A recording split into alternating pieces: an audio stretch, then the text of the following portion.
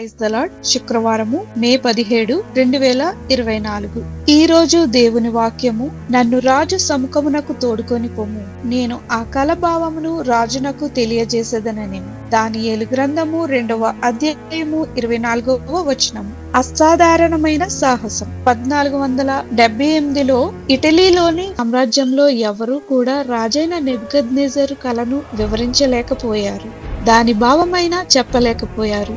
అందుచేత మహారాజు అత్యంత ఆగ్రహంతో జ్ఞానులందరినీ దానియేలు అతని మిత్రులు సహా సంహరించమని ఆజ్ఞ ఇచ్చాడు.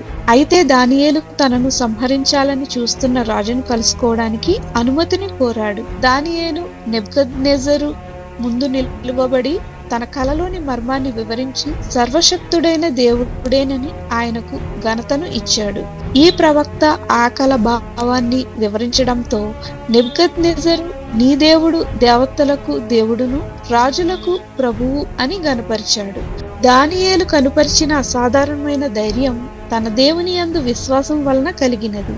దాని ఫలితంగా అతడు తన ప్రాణమును, తన మిత్రులను, మరి ఇతర జ్ఞానులను ఆ రోజు మరణం నుండి తప్పించాడు.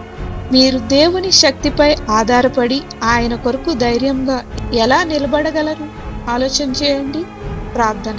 ప్రియమైన యేసు ప్రభువా, అత్యంత ఆందోళనకరమైన పరిస్థితులలో నీ జ్ఞానమును, నీ శక్తిని నాకు అనుగ్రహించమని యేసు నామమున అడుగుచున్నాం తండ్రి. ఆమేన్.